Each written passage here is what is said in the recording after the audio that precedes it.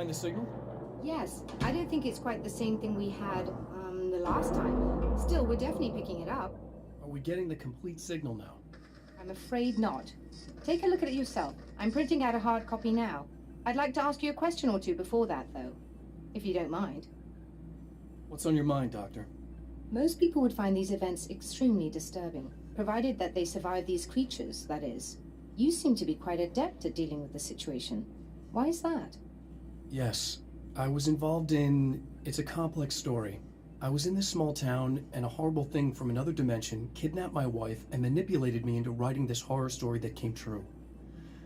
I learned to fight it with light, and I managed to contain it and free my wife, but I was trapped in its world. Are you serious? Absolutely. So, I'm used to reality working in strange or even impossible ways, and I fought these things, not exactly like this, but close enough for a good while now. Of course, I have certain advantages. Was there anything else?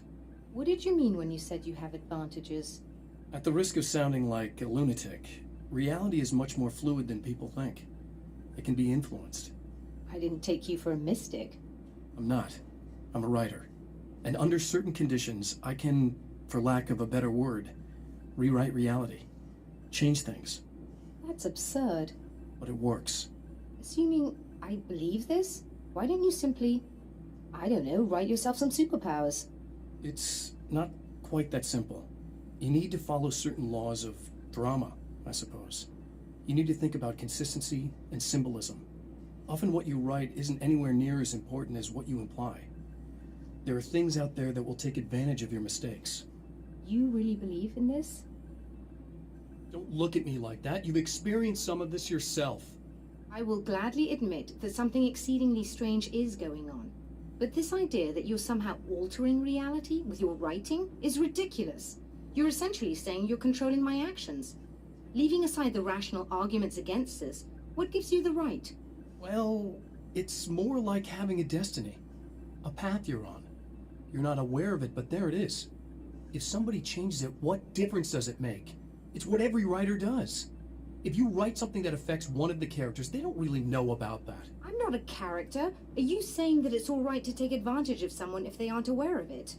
Look, all I meant was that if you're genuinely making all your own decisions, and those decisions lead to whatever destiny you have, what practical difference does it make? I suppose that depends on whether our destinies are determined by things like physics and probabilities, or natural reality, which is presumably neutral and impartial, or by some kind of an intelligence. If it's the latter, that intelligence makes choices based on some criteria. If we suffer as a result of those choices, there's a moral and ethical element involved, regardless of whether we're aware of its manipulations. Wouldn't you agree? You're taking this very well. I thought you'd be hangry. I suppose I would be if I thought you could actually do this.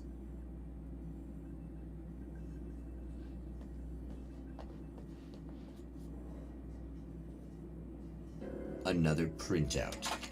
Another signal fragment.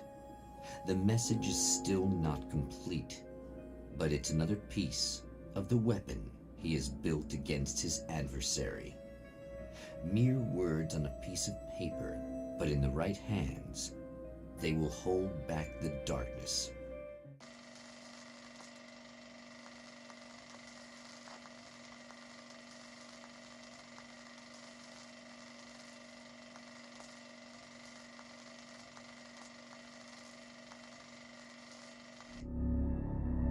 The last time the man came to the drive-in, it did not end well.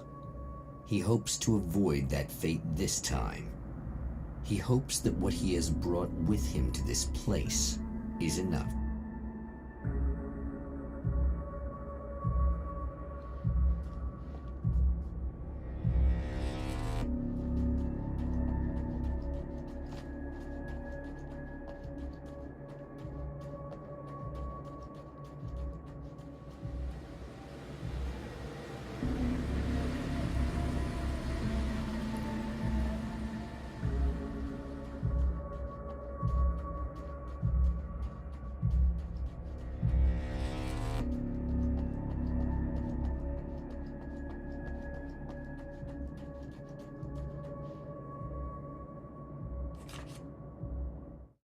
The Taken were always single-minded.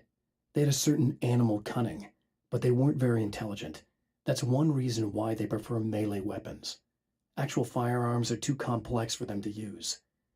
That's why seeing the one who threw grenades at me surprised me. But of course, they aren't actually grenades. There's no pin to pull, no fuse to set off an explosive, just concentrated darkness.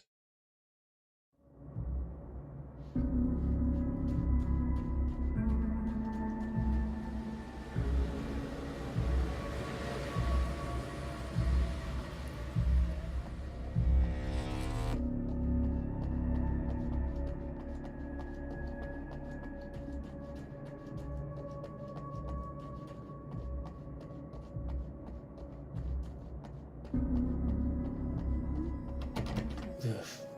Serena's probably out of her mind again, but I'm gonna need that key so I can get the power back on.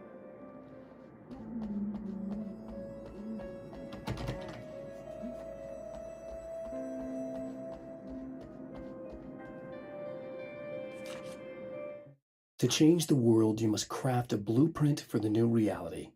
Any work of art will do, as long as it's a genuine act of creation. That's what the energies of the dark place respond to. The results may be subtle and perplexing, or far-ranging and momentous. My area of expertise, the written word, gives much more precise results than music or interpretive dance would, for instance. But words can be extremely dangerous. What you define may become reality, but so can that which you imply, even if you don't realize you're doing so.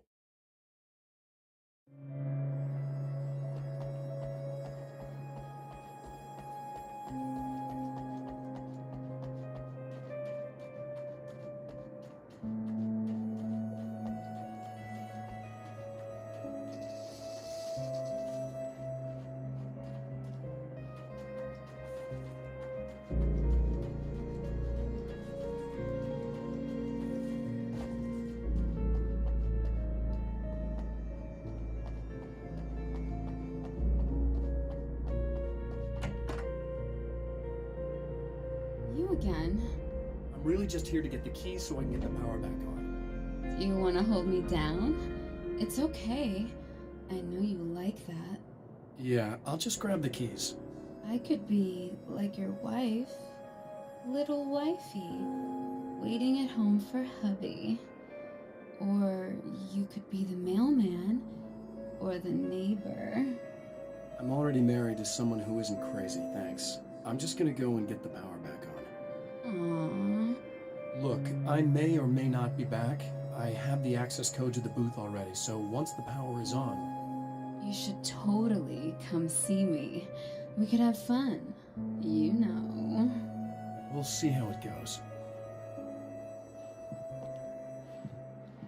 You should sit down or something.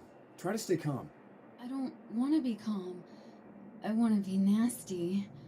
I want to be nasty with you. Yeah, okay. You could do anything you want. You can use my... Let's not even go there.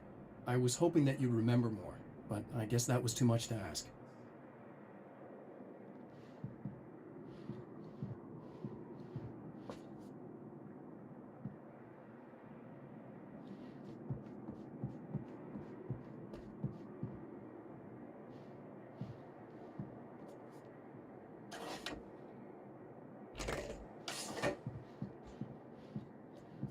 I was about to do the weather, but I see we have a caller.